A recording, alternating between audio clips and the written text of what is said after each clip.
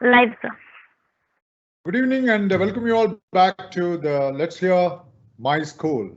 So as we begin our session for the next 60 minutes, as usual, it's always, we receive the blessings of our Chancellor Mata Amritanandamai Deviji, and that will be, the blessings will be showered by Amma through our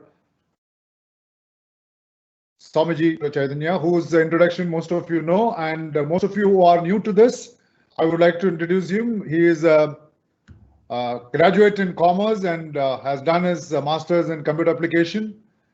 He is actually technology savvy, you can call him techie savvy, and you give him any problems with few solutions, he would select the best solution. And if you don't have solutions also, he will develop and create a solution for all your problems. So I will not be sharing his number or email ID with all of you, but still, Swamiji is skilled enough and talented enough and has the potential and abilities to solve any techie problems what you may arise, and that's what he is. And his passion is towards programming, and he's also the regional director for the ICPC, right? The most sought after competition on programming, and he's also been responsible for bringing in lots and lots of students into this competition and has done a lot of laurels for this particular contest. So we have here with Brahmachari Maheshwar Chaitanya, who would be lighting the lamp and then showering the blessings of Rama to all of you. Thank you, Swamiji, for sparing your time. And let me also tell you that we are actually busy with our admission process, and just about 20 hours back, we have released the rank list, and Swamiji has been receiving lots and lots of calls in between. He may receive, and then he may relieve himself maybe in the next 10-15 minutes after inaugurating this Let's Hear My School episode. So, Swamiji, all blessings.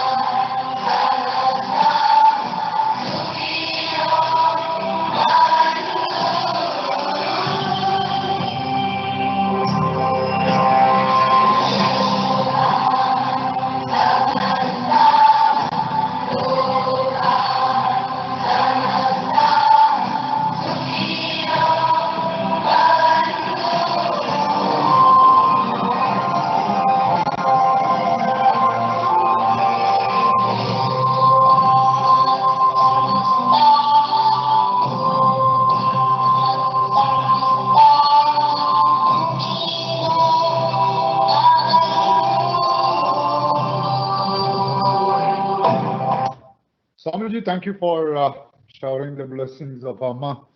And we have with us today the speaker, right? Everyone knows about her, and she has been going across most of the CBSE schools, conducting a lot of training programs. And she's Mrs. Lata Prakash. Prakash, welcome to you, ma'am, for this episode of Let's Hear My School. I would like her to brief about herself, but before that, let me also tell you currently she's holding the responsibility as a principal of IES Public School Thrissur from Kerala State. And one thing which I should not be missing out to tell you that she has been awarded the CBSE National Award for Best Trainer Teacher. You know, that's wonderful, because I've seen many of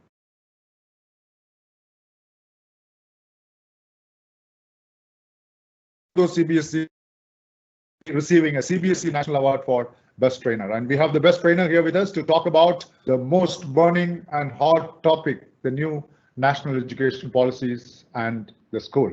So, ma'am, before we would request Swamiji to shoot some questions before he leaves. But before we do that, we would like to know something more about you and some other achievements rather than CBSE National Award for Best Trainer. Any other achievements that I'm sure you'd have gone through many other achievements and laurels and feathers to your cap. So if you could just share your journey with the field of education, beginning from which year to whatever today you are.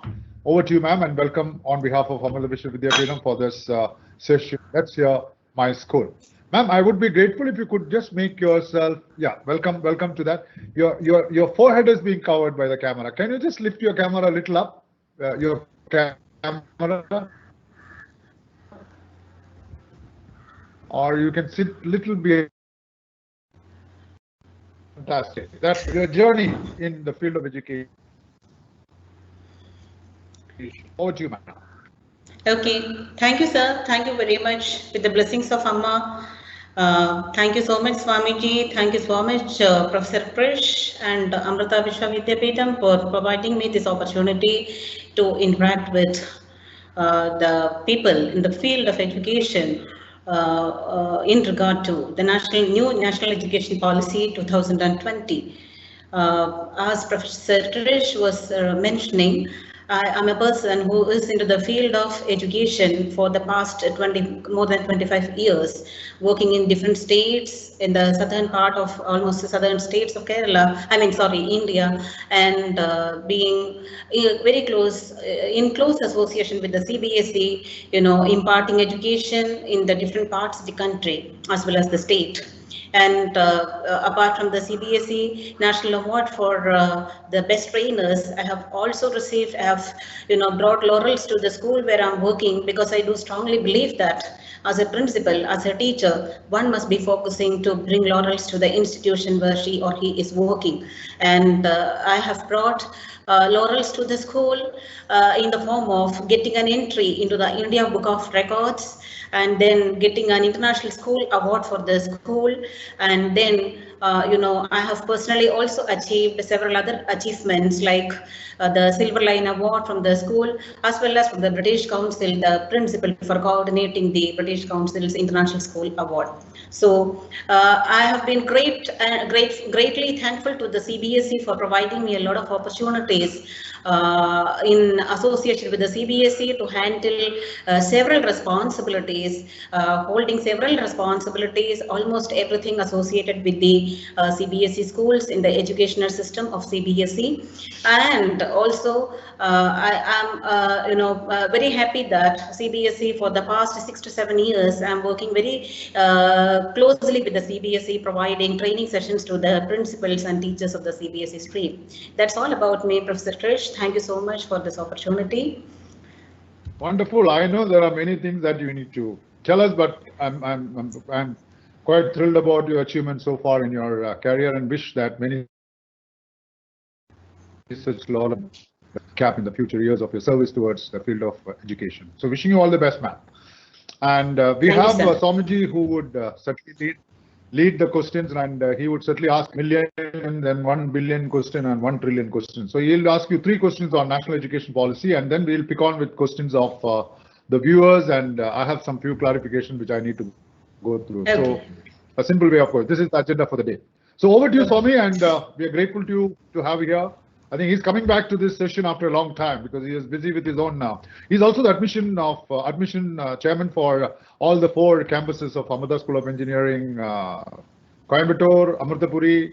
You have one in Bangalore and one in Chennai. So he's in charge of that, and we are just in the verge of closing our admission. So that's why he's a bit busy, but then he has taken his time to be here with us and raise this occasion. So over to you, Swami, with your first question, please.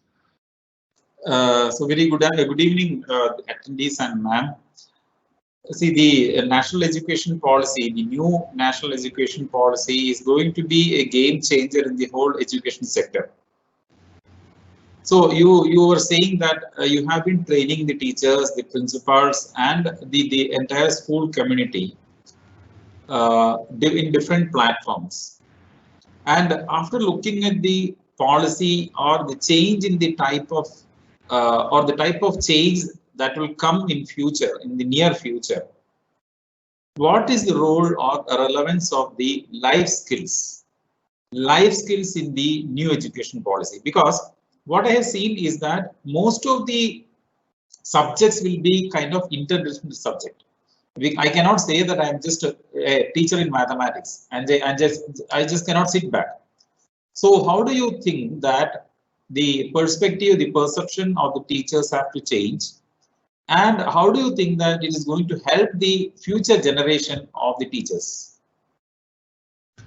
Okay, Swamiji, thank you so much. It's a very relevant question and very important as far as the new education policy and as far as the education on the whole is concerned.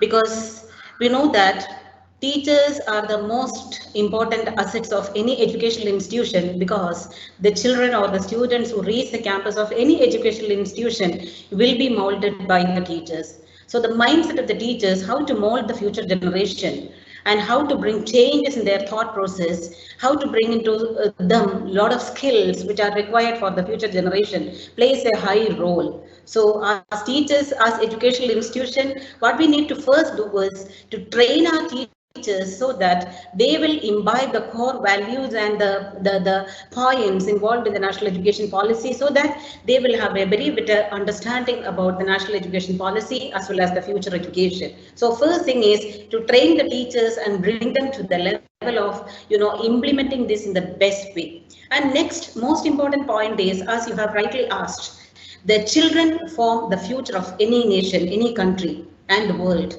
So, if today's children, for the next decade of children will be the asset of the country. So the youth is the asset of the country. So giving them the best possible education is the right thing any educational institution can do, because educational institutions can make the better career and better future of the nation. As the national education policy rightly says, it's focusing on the global superpower as India can be in the future, implementing this national education policy. So if we have to make India as a superpower in the field of education, naturally the children's skill have to be improved a lot. So the holistic development of the students is the most important aspect the teachers and the institutions have to focus on. Not that the content has to be delivered and the broad system of education, examination has to be practiced, but we need to think out of the box, and we need to inculcate a lot of life skills in the children, so that they will be acquiring all the 21st century skills which will make them fit enough to survive in the future world. So we need to focus on the point that education is for future, and that is what national education policy 2020 rightly means too.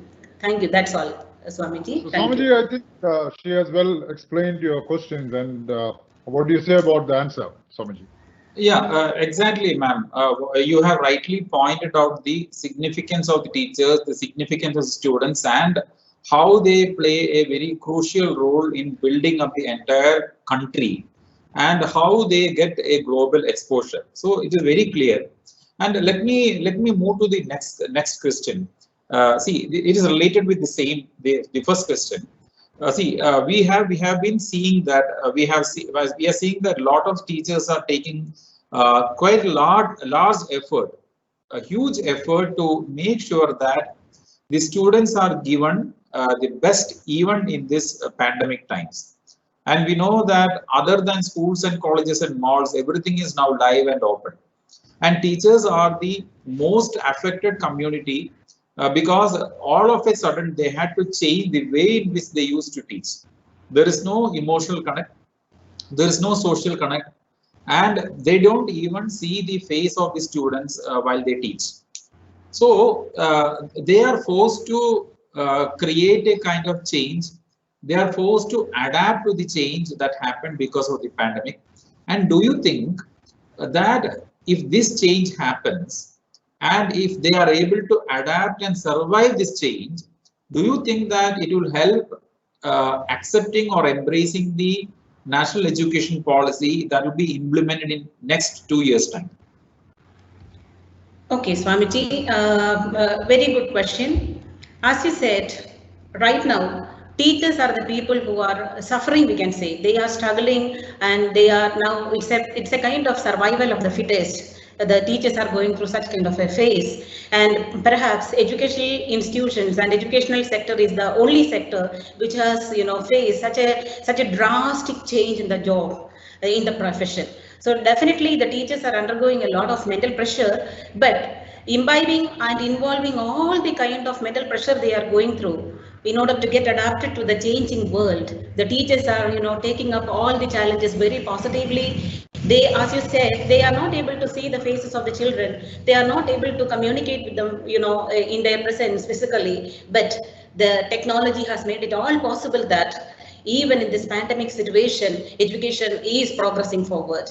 And the one thing, the best positive aspect with regard to the online teaching and the present education system is that this has brought in a lot of ICT skills, both in the children as well as in the teachers. And as the National Education Policy says, ICT skills is one of the most important areas the future generation must have.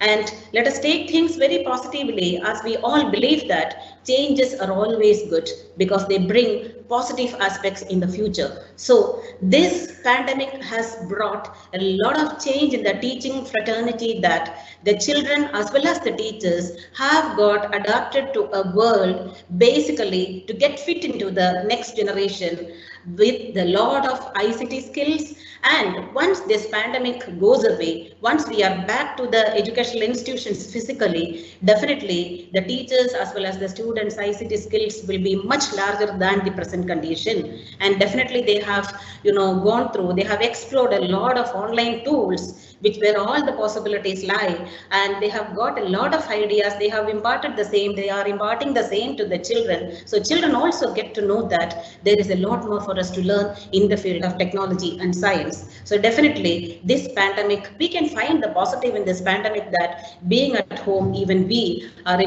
interacting with the people outside, and that is the effect of technology. And definitely our children who are in the present education system will have a much better future perspective as far as the technology is concerned. So it's all really good. Thank you. Thank you, ma'am. So, ma'am, my final question before I leave. You have been in the field for maybe so many years, and you feel that the national education policy, or the policy that is being implemented, or the government is planning to implement this national education policy across the country in the coming years. So, given that situation, and you being a trainer, what will be your step? The first step you will take in case if you are given a chance to implement this whole system. Let us say in one of the states in the country, let us say Kerala. What will be your first step to uplift the entire teaching community, so that the national education policy will reach to the lowest level in the education sector? Yes, thank you, Samiji, for the third question, which is also very relevant. As an answer to your question, I have all what I have to tell is, as I said in the first step, teachers are the best assets of any educational institution. So when we are talking, now we know that you open the link, open the, social media, or open the net, we can find a lot of webinars happening. But who are the people attending this to understand the national education policy? And the teachers are the people who have to really understand what does it mean, because they are the people who are going to the classroom and interacting with the students. So definitely the teacher empowerment, what is national education policy in the simpler terms, has to be given to the teachers. They have to be familiarized with the core points in the national education policy, and they have to be given enough trainings and enough awareness programs to make it very simple and to start implementing it right from the grassroots level. I think that the national education policy talks a lot, but then when to implement and how to implement. But if we have a mindset to accept the changes, as I said before, and if we have a mindset to reach or to familiarize or to educate the people concerned in the right sense, definitely if we have patience and tolerance, everything will prove successful. So definitely as a teacher, as a principal, as a teacher, as a trainer, what I will first do is I'll familiarize my teachers or the teaching fraternity with what is told in the National Education Policy 2020, and then what are we supposed to do? We'll have deliberations and discussions with them, and taking them into confidence, giving them confidence that we can very well do it. We will start planning out strategies to start implementing this policy in the right sense. That's all, Swamiji. Thank you, ma'am. Thank you so much for the clear answers. Krish, let me take leave now. I have a little engagements here. It was so nice to talk to you, ma'am. Thank you so much, Swamiji. It was very much amazing. Thank you for coming, and we'll catch up later. Yeah. So let's take on. Ma'am, welcome back again. And Swamiji, thanks once again for being with us. Ma'am, I have a few clarifications which I felt we can clear it off today. Now, most of you know that it's almost 34 years since India had a new educational policy. It was last in 1986, and then in 1992 we went on to tinker few of the policies. And 2009 we came with right to education. And today, in the last 5-6 years, we have been actually going through a lot of drafts on a new educational policy. It was started off with Mr. Subramaniam during Madam was the minister, then MHRD, and then we had Kasturi Rangan sir doing this and submitting a draft as early as 2 years back to the MHRD. MHRD sent to almost across all interiors and remote areas and cities and urban places for getting feedbacks. I believe they received about more than 2 lakhs of feedbacks on this policy. It went to close to more than 6,000 panchayat and all blocks and all those things. So it has been done with excellent feedback system. It's not just one man's decision, and it cannot be on a one-man decision. And of course, this has to be implemented over a period of time, that nobody can expect that things will suddenly change from tomorrow. Now, I picked up a few of the changes on those new education policy. The first thing which really attracts me is that there's no language barrier up to 5th standard. Like most of us are confused about that the students will be taught in their regional language or mother tongue. And that has been a real warm welcome from my point of view, because if you look at the statistics that even in the tribal areas, or for that matter, even in non-tribal areas, out of 100 students who get into the primary or the sessions, by the time they reach the secondary, you see only 40. But if you go to a tribal session, 100 joins the school in the primary session. By the time they go to the secondary, so there are dropouts, and that is to the language problems. If you start teaching them in English, and even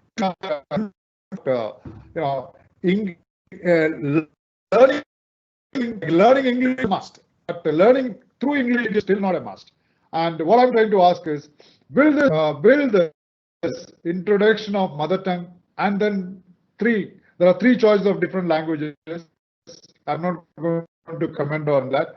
Will this really bring from to, let's say, much less than that, and we, instead of only 20 going up to the secondary, 40, 50, 60, 70, 100% going up to the secondary level? Will this happen, or it is just a sort of an eyewash to say like all of you learn up to 5th standard through their mother tongue? So will that dropout reduce, and we will find in the next 10-15 years that 100 students get into the 1st standard, 100 students go up to the 12th standard? Will that happen, ma'am? Over to you. Okay, thank you, sir. Good question. But sir, as of my understanding, the national education policy definitely tells us that, we have to teach, multilingualism has to be empowered. But as far as a kid who is entering a school in the LKG class is concerned, definitely teaching him in mother tongue is something very important, because the child, he is used to listen to his mother tongue at home, everybody is speaking around him, and immediately bringing him to a classroom where the teacher converses only in English gives him a lot of mental pressure which we never think of. So definitely giving him, familiarizing him gradually in English is a must, because he shouldn't be, undergoing a pressurized kind of learning, because learning has to be a pleasure at that particular age. And as you said, if a child is, learning in mother tongue, that will not be curtailing the dropout, definitely, because language is not alone the barrier in education continuing for as far as the socially and economically, underprivileged people are concerned. So what we can do is, language could be made as, language is one of the factors where people focus on. And now the CBSE, ICSE sector, if you ask, if me as a CBSE principal, if you ask, I will also be saying that let English be focused. But the national education policy tells us that up to class 5, we can implement mother tongue, we can give focus to the mother tongue. After all, it is not at all telling us that you should never teach in English too. And what we can do is, it clearly tells us that the teachers have to be proficient in bilingual approach. So definitely the teachers can start using English as well as mother tongue. I believe that the perspective, the idea behind this is whatever the children are learning, they must learn and go forward. It's not that they must just mug up something and then come across, write a rote examination and then get marks and go ahead. But as the national education policy rightly says, it has to be a conceptualized learning. If the concepts have to be clearly understood by the children, language shouldn't become a barrier there. That is the purpose. This bilingual approach or multilingualism is been, focused, or it is been mentioned by the national education policy. But if you ask me personally, I would definitely tell you that as a person in the field of education, I would definitely tell you, Krish sir, that this language, even if we are going to introduce mother tongue as a language, these dropouts will not be curtailed. Because there are, we need to bring enthusiasm in the minds of the kids who are appearing in the school. And we need to take measures to retain this educational system by providing them a lot of opportunities, lot of follow-up methods, and then encouraging them to carry on, giving them live examples to carry on, retain in the education system, and then go ahead, the dropouts can be curtailed to an extent. But if we try, definitely it will reach a stage that there are less number of children who do not attend schools. That's it, sir. Thank you so much for a well-explained answer to my question and clarity. The second clarity, what I would like to clarify with you is that the right to education in 2009 has introduced from the age of 6 to, let's say, 14. And in the recent NEP, it has now been from 3 to 18. It's a warm welcome again. From 3 to 18 is the right to education. Now, the idea is that we have made it to 5 plus 3 to 5 plus 3 plus 3 plus 4. Now, that every student must get into LKG, KG, the pre-KG, whatever you call it, and then come to first standard, then come to second standard. And if you look at the development of a child's brain, it happens from the time it is born till they are 8 years. So it's good. It's a good idea that instead of straight away going to the first standard when you are in 6 years old, you bring them to the pre-KG, KG, LKG, then KG, then first and second. It's a warm welcome. But madam, it's all well written on the new education policies. But at the age of 3, there are some issues in terms of health with the children, because 50 to 60% of our population still lives below the poverty line, and it's a sad state of affairs that more than sending them to school, they are not fit enough to go and sit there in the school. Our children are that, I mean, the type of children what we see, they are not healthy enough to go and attend to those LKG or pre-LKG. Under these circumstances, what is the idea of bringing this policy and not making our children to attend from the age of 3? And how do you make them attend at the age of 3? Put that into the minds. Changes are being brought, but how good are our people in changing for the betterment? So how do you make them really make those parents understand, not from the city side of it, from the remote side of it, as to that 3 years is the time that your child should get into the pre-KG and then move on, instead of putting them straight into first standard when they are in the 6th. So how does it really help in developing the child's brain? And how do you force the parents to push their children when they are just 3 years young to the pre-KG? What is your take on that particular issue of National Education Policy 2020, ma'am? Over to you, ma'am. Yes, sir. Thank you, sir. Sir, as you said, the National Education Policy is telling us that as per the National Education Policy, the education must begin at a very small age. The children are reaching the school, if you ask me, even now, many of the children are reaching the school campus even at the age of 2.5 and 2 years. So because in the play school they reach, but definitely the socially and economically backward class, they do not do that. But that is why there are Anganwadis. As you said, education and thought process in a child begins at a very early stage. That is why the National Education Policy is giving due care for the early childhood care and education, ECCE, where Anganwadis will be set up and pre-primary schools will be set up. There will be a preparatory module before they reach the class 1, and moreover, the education education in the Anganwadi as well as in the pre-primary stage is not, putting them into a lot of content and stuffing them with lot of knowledge, but bringing them gradually to the level of learning through a playway method, through activity-based learning, and then, we have to make them think. So definitely, a national education policy is giving focus on, foundational literacy and numeracy too. That means by the time the child reaches the class, the grade 3, every child should be able to read and comprehend the language, especially the mother tongue, and also the child should be able to add and subtract the basic minimum operational processes in mathematics. So this could be brought in by a gradual process, not by pressurizing them and overloading them by giving a lot of content at the smaller age. So, and moreover, education is not that we are putting a lot of stuff into them at a smaller age, but we are teaching them what to think properly, to learn properly, to understand properly, to comprehend properly should be the idea you teach them.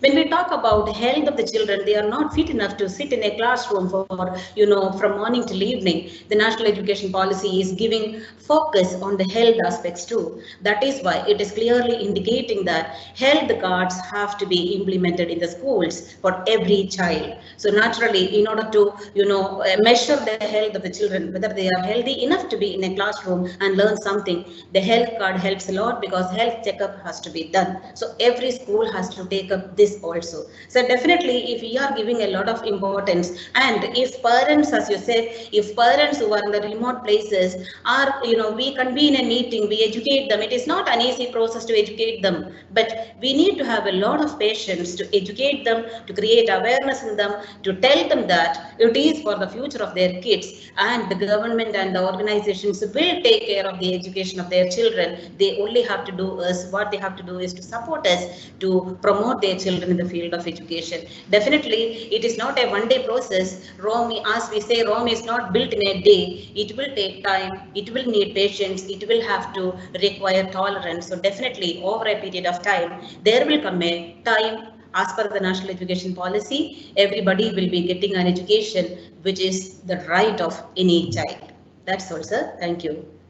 Wonderful, ma'am. I think Rome is not made within a day's time. It takes a lot of time for changes to come into effect, and maybe it will take 15 to 20 years. I think our expectation is by 2040. In terms of the literacy rate in our country, which is somewhere around less than 75%, would move out to 85 to 90%. Like most of the advanced countries are between 90 and 100%. So our aim is to move up to that 90 to 100%. I'm sure with the type of optimism that you had just mentioned to all of us, India will move to that bracket of 90 to 100% literacy rate. So thank you so much, ma'am, for your valuable comments on my query as to how a child of 3 years would go to Anganwadi and sit there. Thank you so much. Now, ma'am, I would like you to let us know your main points, or you would like to explain to us through a PPT or through other any source, whether to as to what are your main takeaways from this NEP 2020. So you have something to show us, you can show it to us, or if you want us to further clarify with questions, whichever way you want to proceed, we are welcome on that. So how do you want to go about? Do you have something to some PPT with you, ma'am?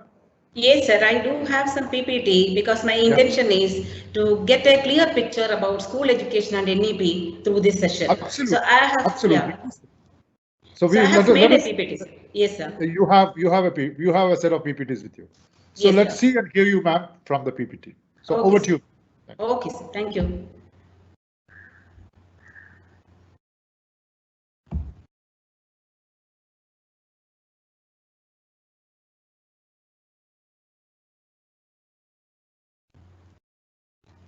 So, sir, I think you can see my presentation, the slide. Yeah, it's very clear, ma'am. Very Okay. clear. Okay. Thank you, sir. Thank you, ma'am.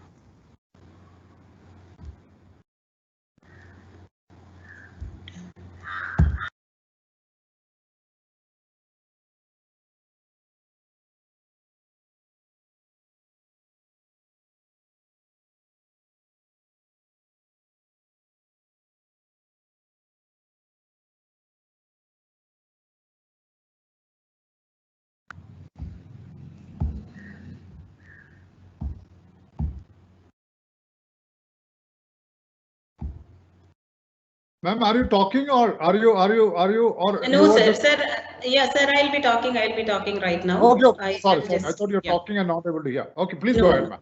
yeah. Sir, I was just showing what are the areas in which, we have to focus about the national education policy. And here comes the vision of the policy. The national education policy, as we were discussing in the beginning, as an answer to the question of Swamiji, I have told that the national education policy aims at building a global best education system, and this will be rooted in Indian ethos, because we know that India has got the best culture. So, and it has to be aligned with certain principles, and then definitely India will be moving into a global superpower, knowledge superpower. And as I said some time back, big data, machine learning, artificial intelligence, these all are going to take away the place of people in the future. So definitely we will have to focus on empowering our children, empowering our students who reach the school with all these skills. So the need for skilled labor will be rapidly in increasing demand. So we have to see that our education focuses on big data, machine learning and artificial intelligence. That means definitely we have to include ICT skills and teach them a lot in the coming educational areas, educational field. The next point is children must know they should learn how to learn. So the present, as per the present system, what is happening is children, whatever the teachers are teaching in the classroom, they just mug up, they just by heart, they just write the questions, what they find in the question paper, they just write the answers and they score some mark. But that is not the way we are supposed to teach the children, because we need to see that the education what we give, the content what we give has less content in it, and it gives an opportunity for the children to think wide, to solve their problems, to think critically, to be creative and very innovative. So, and we should also take care that highest quality education, regardless of social and economic background, will be attained by every student, every child in the country. And we know that in the present education system, there is a gap existing. What we want to, what is the objective and what is the outcome? Both has a much of a difference. So the objective is something, but the learning outcome is something else. But we need to focus. There's a dire necessity for us to focus on the outcome-based learning as far as the national education policy is. And as we know, national education policy also focuses much more on the part of teachers, because we know that teachers are the most respected and most essential members of the society, because they make the next generation. So the most noble profession in the world, which makes all other profession, is the teacher job. So we need to empower our teachers, and we need to help them do their job as effectively as possible. And as far as school education is concerned, there are several areas which we need to focus as per the NEP 2020. So the points are, early childhood care and education, foundational literacy and numeracy, which we already heard some topics, curtailing of dropouts and ensuring universal access. This also we had a talk, because the questions were asked and the answers were given. And the next point comes is curriculum and pedagogy in schools.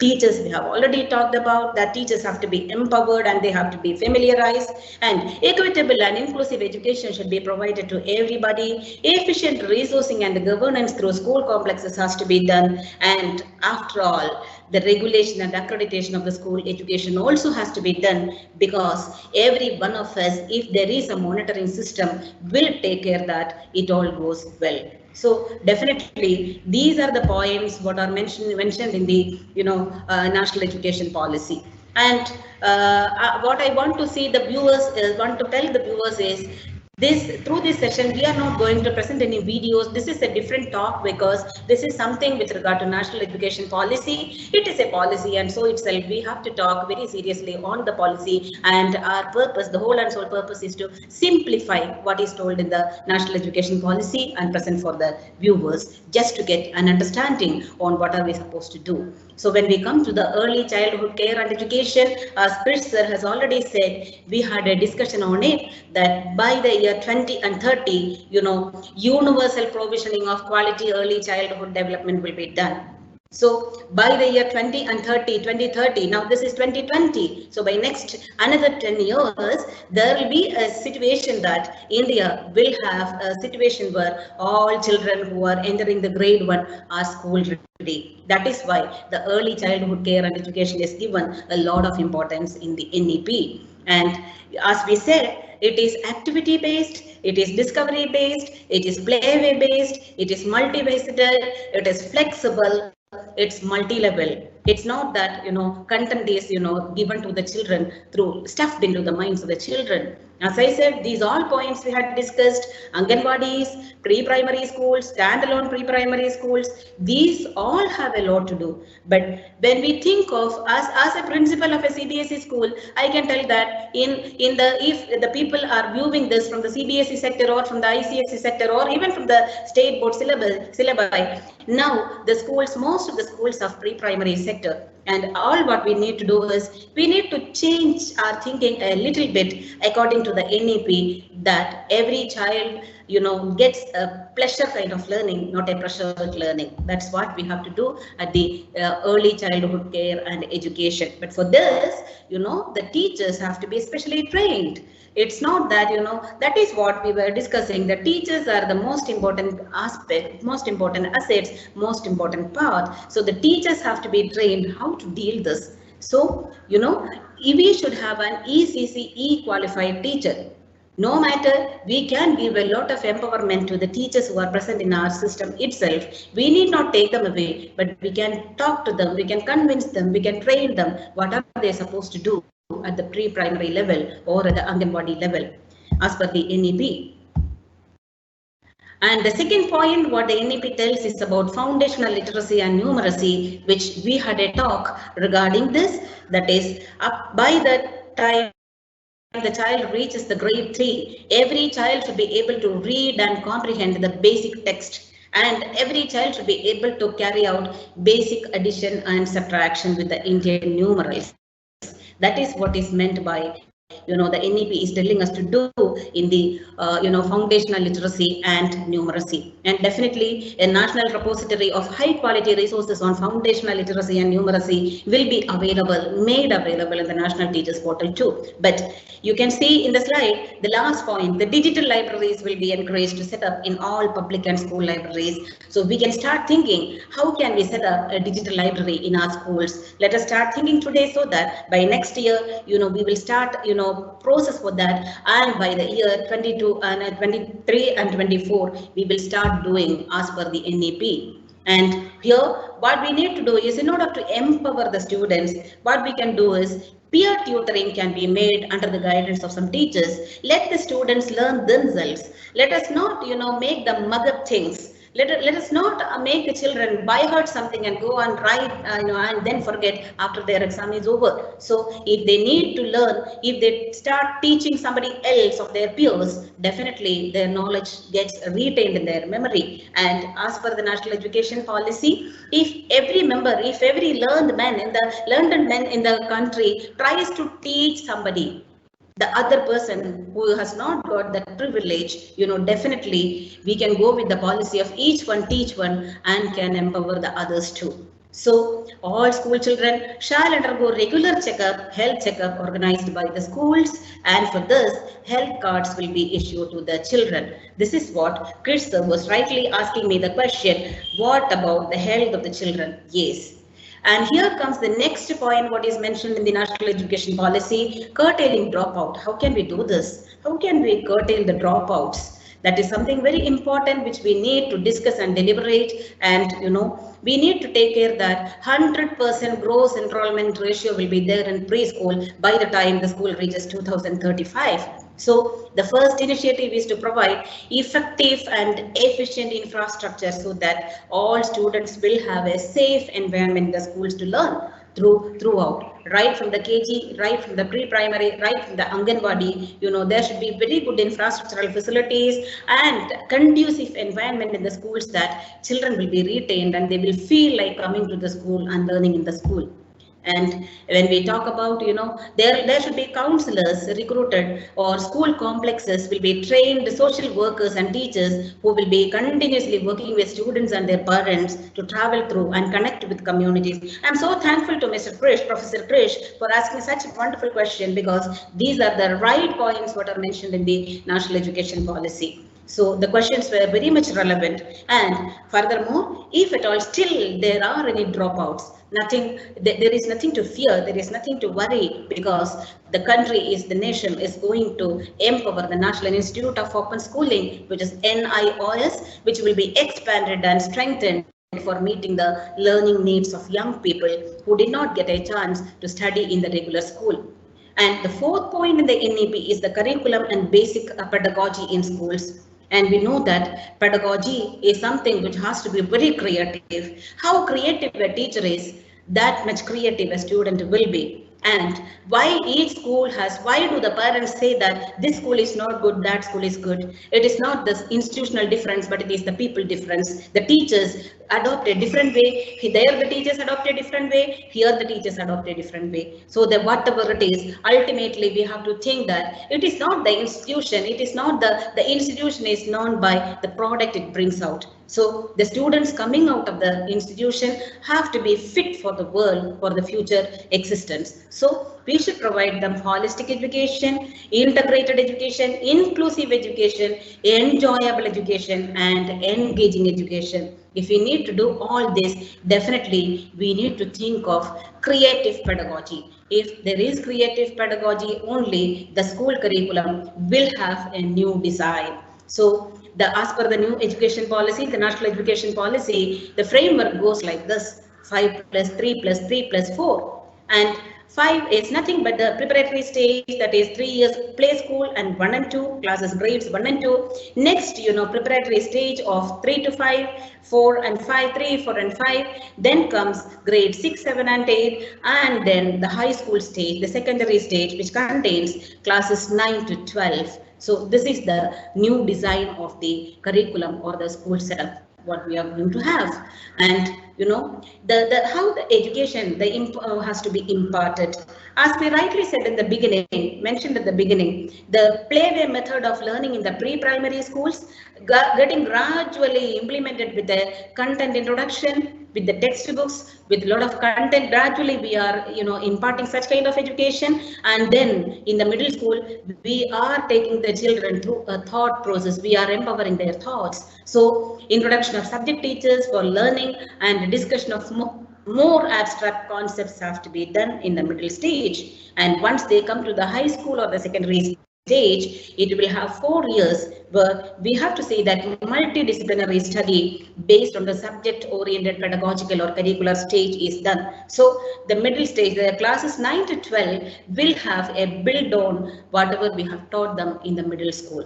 That is what. So it is a continuous process that from the pre-primary stage till the class 12, it has a flow. So all the gaps which are existing have to be identified. There is a need to analyze the gap. There's a need to fill the gap, and then we have to take the flow into the higher level. That is what we have to do. So if the teachers have to do this, the principals as pedagogical leaders must start thinking in that perspective. And then such kind of an awareness or a training has to be given to the teachers, so that the teachers they will get an interlinked connection from the primary, pre-primary to the primary, to the secondary, to the middle school, as well as to the secondary. So the school will have a continuous flow. It's not that they are far away, but they are all interlinked. So there comes a connect between the pre-primary teacher and the primary teacher, between the primary teacher and the middle school teacher, and between the middle school teacher and the secondary teacher too. So that is how the pedagogy and the curriculum design will go hereafter for further education. So close the gap between the current state of learning outcome and what is truly needed. Classroom transactions will shift towards competency-based learning and education. That is why it was told at the beginning that big data, machine learning, and artificial intelligence will take the place of humans. Robots will take the place of humans. but who make the robot? The people have to be ready for the future, with the futuristic thought that, we should not be giving our human place to the machines, but rather there should be humans who produce machines, who make the world and run the world. So competency based education has to be provided. So our education system must focus on such pedagogies which will bring out the competencies in the children, the competencies in the students, so they will become competent enough to live in the future world. That is what the education must focus on. For this, experiential learning comes as a very major part of learning in schools. So let them experience what are they doing. That is what we have to do. So experiential learning, the basic of experiential learning has to be brought into. The old system of monotonous talks get away from the classrooms, and instead creative pedagogy and experiential learning, art integration and very innovative pedagogy takes place inside the classrooms. Only then the competency based education will come out in a proper way. And we have to take care of the holistic development of learners. That is what in the first question Swamiji was asking about life skills. Yes, not alone that we have to make them develop all these skills, all these competencies, but our children should be able to face the challenges they come across. So the life skills have to be taught to them. The life, we cannot teach life skills, but we can imbibe, we can inculcate values and life skills in them, so that they are not disheartened at certain failures, they are not disheartened at certain challenges, they are equally becoming a strong personalities who are able to face the challenges of the world too. So, holistic education, and, the children will have a wide choice of subjects as per the national education policy. So once the national education policy gets implemented, the government will be bringing, a lot of changes so that choice of subjects will be there for children, and the extracurricular, co-curricular and, all curricular subjects will intermingle. There is no separation between arts and humanities and sciences and academic streams and vocational streams and everything. And in the middle school, we will have vocational subjects too. And as Chris was asking, we were answering, multilingualism and power of language is something in the next focus is. And this is a topic which people are widely discussing.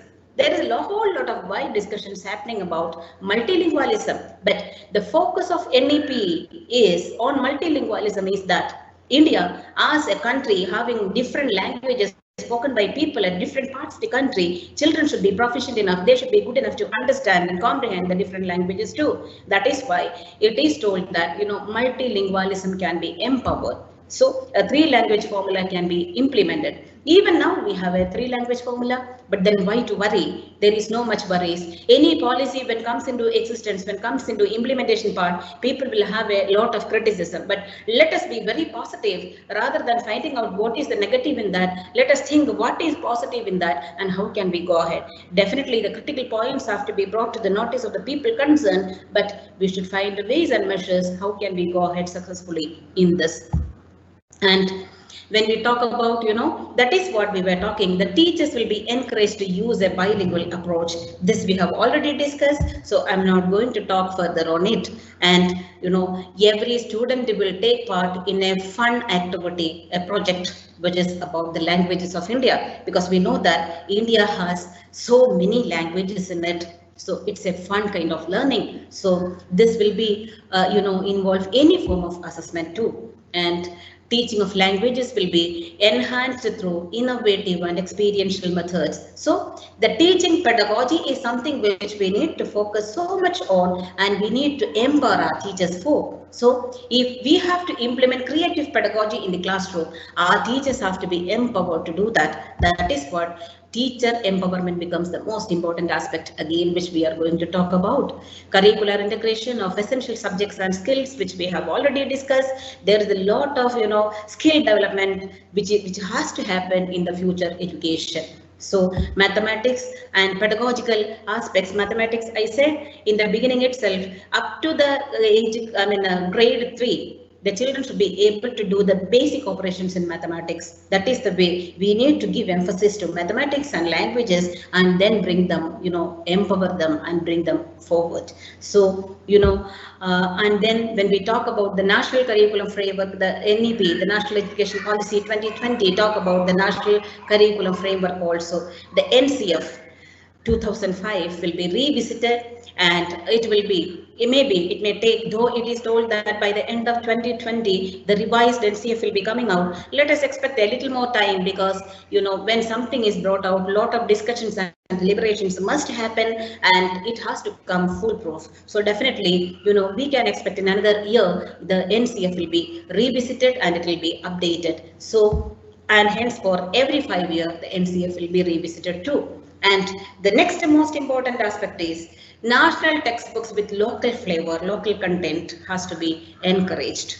So even though we are in different syllabi, different curriculum, the content which is local, the aspects or the matters which is happening, the incidents and the events which is happening in the locality plays a major role. So the children must be aware about the local content also, equally the national level content also. So the textbooks should have local content also along with national content. That's it. That is the change it is going to happen. So essential core materials have to be there, supplementary materials have to be provided, and NCERT and SCERT will be taking care of all this. And student assessment will be transformed. Student assessment will be, students will become a part of assessment. That is what is going to happen. In the present education scenario, what happens is the teacher gives the question, the child finds the answers. Why can't we think out of the box? Why can't we ask the children to, make questions, let them frame questions so that they will have answers, ready-made answers with them. They will explore where the answer lies, what answer can come out, what question can I make. So the children will become, they will also become a part of the assessment. So lot of higher order thinking skills have to be developed, critical thinking has to be developed, and conceptual clarity has to be provided too. So, the cracking the entrance examination and such kind of things have to be devoided, because education system has to be set in such a way that the children, by the time he passes out class 12, will be ready to face any kind of entrance examination. That should be the way our education system, we, the people in the education scenario, have to change. That is what NEP tells us. So the guidelines will be definitely provided by the NCERT. We need not worry so much, because for everything, this is just an introductory part. The MHRD has brought out the the guidelines or the national education policy, but it doesn't mean that it's going to be implemented tomorrow or today. We'll have to understand it. We will have to start thinking on it. We will have to think of ways and measures, and then we have to think how can we implement this, and then only comes the implementation part. So, maybe a transformation in the assessment system by the year 22-23. This is 2021. 21-22 is there, 22-23. Maybe a transformation in the assessment system will come then, and definitely there will be tests at the grade level, state level examinations at the grade 3, grade 5, grade 8, etc. But it is not a public examination which is going to happen as a system board examination result, but it is only for the developmental purpose of the school. That is what NEP tells us. And the NTA, National Testing Agency, as of now, even now, National Testing Agency is acting as the entrance examination body. It will continue to be so too. So board exams will be encouraging holistic development.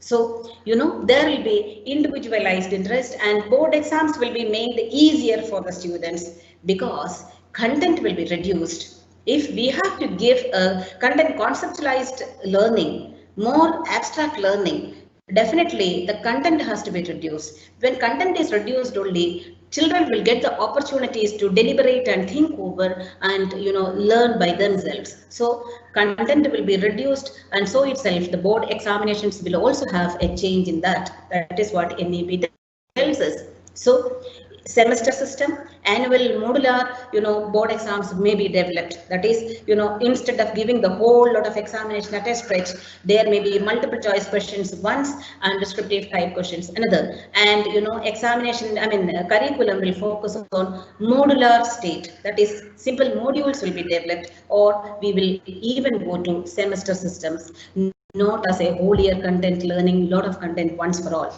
And gifted students or special students will be separately empowered. There will be a lot of clubs and circles. There will be science circles, math circles, performance circle, chess circle, like that. A lot of circles will be developed, and these all for developing the competencies in children. Olympiads and competitions will be there, and smart. These all will be involved in a phased manner. Smart classroom will be there. Even now we have classroom, smart classroom, but dear viewers, let me ask you one thing. A smart classroom is not a classroom which has a digital board in it.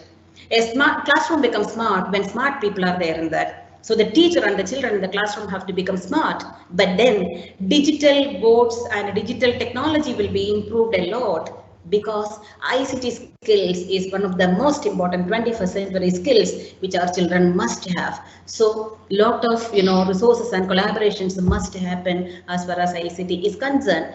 Teachers part we have already discussed, because teachers they form the most important part of the school system or the educational system, and their service, their deployment and everything has to be taken care of, because they are the most important assets, as we said, and they should be given a lot of CPDs, continuous and professional developments have to be there. And you can see that 50 hours of CPDs opportunities in a year has to be provided to the teachers, and similarly the principals, the pedagogical leaders must also undergo continuous CPDs, almost 50 per year. So that is the most important aspect, and professional standards of the teachers will thus be raised, and teacher education will have a different setup. A 4-year integrated B.Ed will come, and definitely these teachers in the B.Ed, definitely the teachers will be getting a lot of clarifications like how to handle pedagogy in the latest classrooms. That is what the education system is going to change.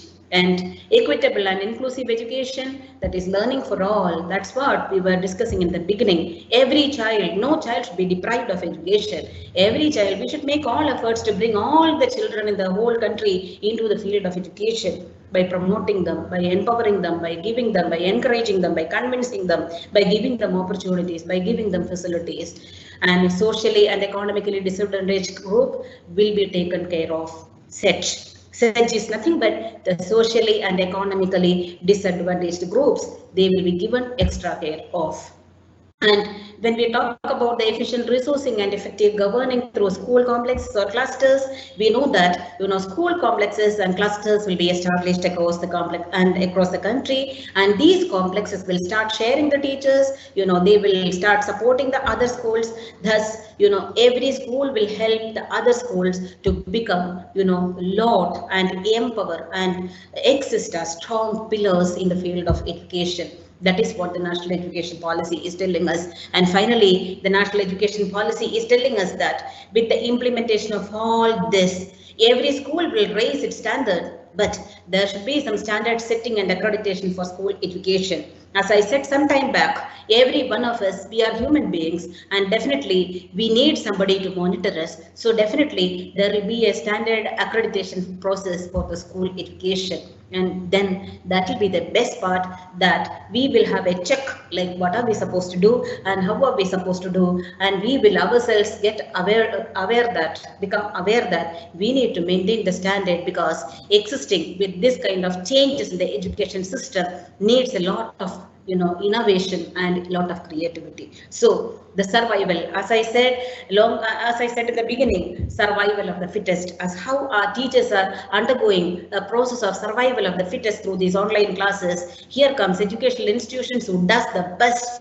will survive the best. That is what is going to happen. So, and moreover, the Department of School Education, which is the apex state level body in school education, will be responsible for the overall monitoring and policy making. So we need to take care that we provide the best education in the field as educators in the field of education.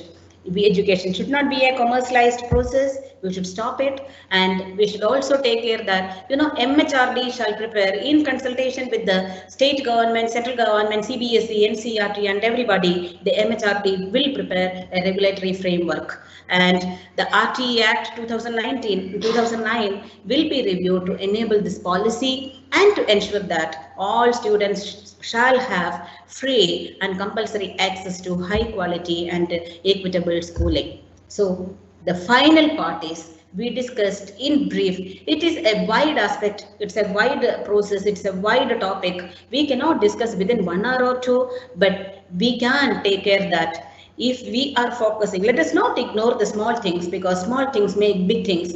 Let us start focusing on the small things so that these small things accumulate and gather and will become the big thing tomorrow. So once we start thinking, let us know it, let us analyze it, let us understand it, let us comprehend it, and then let us move forward for making strategies and techniques, and let us think of measures to implement the national education policy in the best possible manner. The policy will be implemented in a phased manner. It's not that it is everything is going to be done together and it is going to be made as a mess, but there will be timelines and a plan for review, and in the decade of 2030-40, the entire policy will be in an operational mode, following which another comprehensive review will be undertaken. But if in 2030-40, if the policy has to be completely in the operational mode, we have to start thinking today. That is what we have to do. So let us not, let us not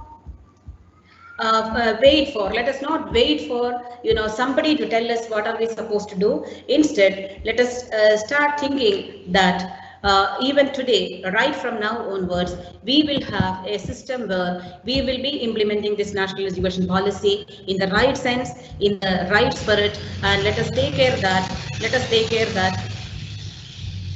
excuse me. Let us take care that national education policy will be done in the best possible manner. That's all I have to talk about regarding national education policy. Thank you so much, Krish sir. This is the end of my presentation, and this is a small, briefing what I could do on the national education policy 2020. Thank you so much. Small is certainly big, ma'am. We will consider small, as you mentioned, that small is always big for us, and you have explained in detail the key points of our National Education Policy 2020. Ma'am, I have a small clarification again before we wind up this session. Is like we are talking about 5 plus 3 plus 3 plus 4, and 4 is 9, 10th is 1, and 10th you have a board exam, then you go to plus 1, plus 2, 11th and 12th, and that's all fine. And no more fighting against humanities, arts, science with maths, Generally, the tendency is that people with science, with maths background, they try to be a little one step ahead of those humanities.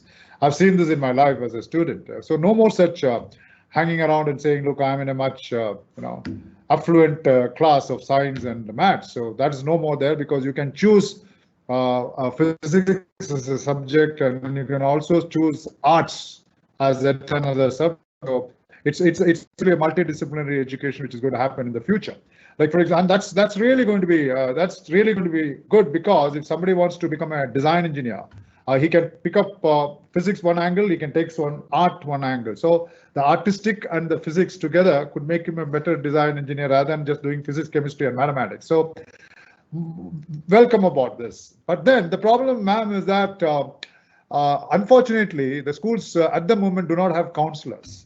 I don't think the students are ready to explore the job opportunities across the country and in the globe. They are still ignorant and innocent about the job opportunities open to them. Even today, if you ask any parent, that there are only 2, doctors or engineers, right? The third is disappointment. If you don't get either doctor or engineers today, of course, there are many seats, unless you get into IITs and IITs and famous deemed universities like that of Amrita Vishwavidyapitham. But otherwise, a doctor, your NEET examination is going to take place in the next few days now. So when you don't have counselors in schools to guide, direct, even the teachers are not, they are very ignorant about, how should you clear the civil service examination? What is this JEE main? What is JEE advanced? How do you get in as a excise commissioner or, IRS, IAS? So all those things, we are ignorant in the school front, and we don't have good counselors to come.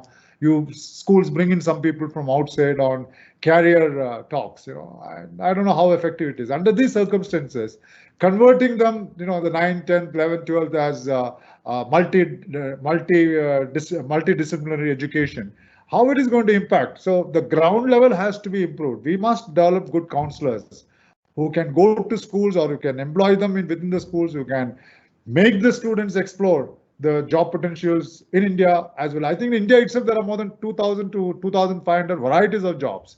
But how many of us know about it?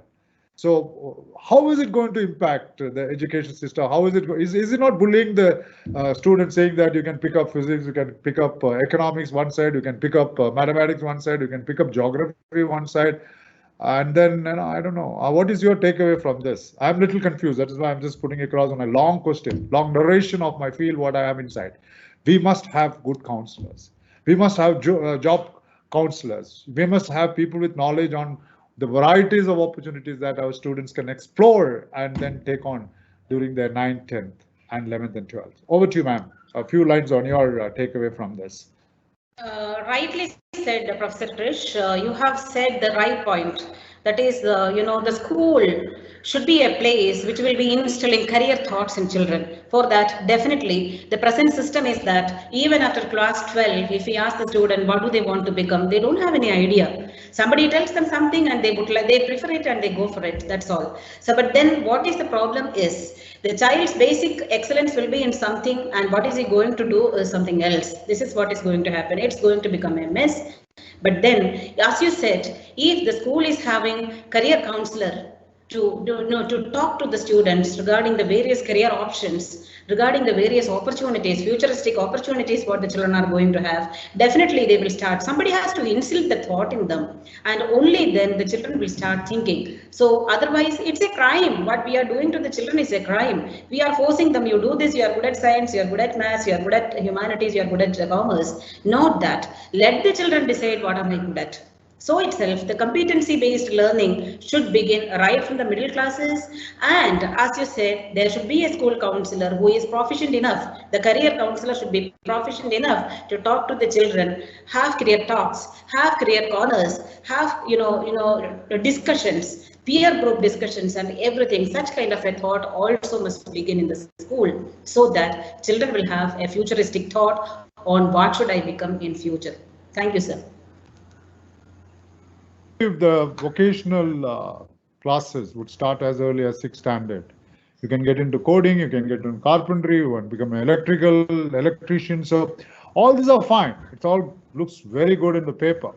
But how will you teach a student, let's say, coding? Like you need to have a computer science teacher who knows about coding, programming. Somebody should know about, let's say pottery. If you want to learn about pottery, somebody should know this. So with so many schools around, I think there are more than 24,000 CBSE schools. I'm just talking about the CBSE schools. How will you get people? Because skill development is a must, and we need to have people with this, vocational training. But how do you get those skill through a teacher, and how do you get that particular teacher? Like, could you explain to us what is your understanding about this? Sir, as you said, even I am a little apprehensive with regard to the vocational education. Fine. Because the national education policy tells us that in the middle school we have to start giving them vocational education. But is it enough? Giving them vocational education for 1 or 2 years, how many children can become proficient in any field?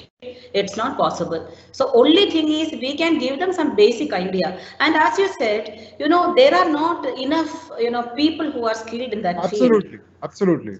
Yeah, so it will be a difficult task. So we need to think on and discuss what to do on this. And our last clarity is we talk about Lok Vidya. Lok Vidya is that NEP has recommended that our curriculum must have something about the heritage and culture of India. We have handloom, we have cooperative sectors. But how many of you are using a handloom woven shirt and pant? We only talk, but where do we use? Do we use the chappals of those years where Mahatma Gandhi used those chappals? No, we are not using that. Still, we copy the westernized. We use the long hairs like me. We want hippism. We want jeans. We have toned jeans. The Indian culture still copies westernization. I don't know. You agree with me on that? And under these circumstances, will even like schools, if you are to have culture in Kerala, we have mundu as our style of wearing. Our attire is mundu. Right? White dhotis, we come out. But if you look at the schools in Kerala, they have this modern type of, uniforms. But it is not easy to preach. It is easy to preach, but difficult to practice. Let us change the uniforms into mundus. Let our boys come in mundus. But will that style take on to still still develop the culture and heritage. So I think all this are only just a talk, but can you implement this? Can all the schools of care, I mean, across the country, change those modern style of uniforms? You know, I've seen certain schools with coat, tie, these. Who wears ties in India? I don't think so. Tie is not our nature. We don't wear ties. Okay, fine. In the UK and US, and if you go to the Western sides, they wear a tie. But why do you have those ties as a uniform in our schools? And we keep preaching about the Log Vidya. Follow the culture and follow the heritage of the India, right? It's very good. But before we do that, don't you think, teacher ma'am, that we should practice this in our schools and then start preaching about the culture? We have an excellent culture, but we tend to forget those cultures because still I repeat and reiterate with the fact that the Indians, I belong to India, still copy the Western culture, right? Still follow those Western culture. I think the moment we stop following those Western culture, we can start thinking about Indian heritage and culture, which is being, Sanskrit is a language. Sanskrit, aham gacchami, Rama, Rama, Rama. But how many of the schools implement this? But if you go to Western schools, we find them implementing Sanskrit. They learn Sanskrit. They value the culture and heritage of India more than the Indians. So I think that type of mentality has to be brought into the minds of the parents and the students. And then this Log Vidya is an excellent idea, because we cannot forget those good deeds that this country has gone through for the last 4,000 and 5,000 and even 10,000 years now. How many of us read Mahabharatas? How many of us read Ramayanas, right? How many of us read fully Bibles, Qurans? We don't read those. I know many of the schools, how many of the schools make them read this? This epics has got such valuable moral thoughts and ideas. Why I'm stressing this is, all these policies will come into force and can be implemented once you start practicality of this and implement, as you rightly said in the last, and keep preaching. Stop preaching and keep practicing on what has been said as the following of our heritage and the culture of India. What is your takeaway? And with this, we'll close this subject, ma'am. Will it be possible to put it on a print is okay. Let's learn about the Indian, like for example, wearing a kurta and a mundu is my culture, the heritage of Kerala, right? But will I be permitted to come in that dress to the schools? No. So how do we implement all this? Just talking is fine, but putting into practice is going to be a bit difficult. Over to you, ma'am. Is it the right question, or you think I asked something beyond my level? Ma'am, you're muted. Ma'am, you're muted. Yeah. Unmute your. Yeah. Sir, I 100% agree with you, because the national education policy tells that the education has to be based on Indian ethos. India has a very high culture, a very excellent culture India has got. But as you said, how many of us, the school teachers and principals of the school managements, encourage the children wearing a dhoti and coming to the school? We keep it as a traditional dress during Onam festival, that's all. So, but all what we can do is, we can talk to the children that this is the culture what India is having. We have cultural capitals, we have heritage centers, we can make visits and we can do this and that. But and moreover, asking the children to focus on Indian culture and ethos and then going for a globalized education is something which is contradictory, I feel. Because naturally, if globalized education, if we are focusing on, definitely the children, as you said, will have a Western culture. They will try, if I can learn this, why can't I implement this also? So philosophically speaking, this is fine. But when we bring into practicability, this is very tough, sir. That's what my opinion in this. But my suggestion would be, think globally. No harm in thinking globally. Think globally, act locally. I think that would be my suggestion to the education policy. So, ma'am, I don't know how to thank you for your time and your lovely and such lively narration of the NEP 2020. We are indebted to you for your time and valuable points that you had mentioned now. And I don't know how big is the word like thank you. You have put thank you in your PowerPoint. It must be from me, from Amrita Vishwavidyapeetham to you instead of you to us.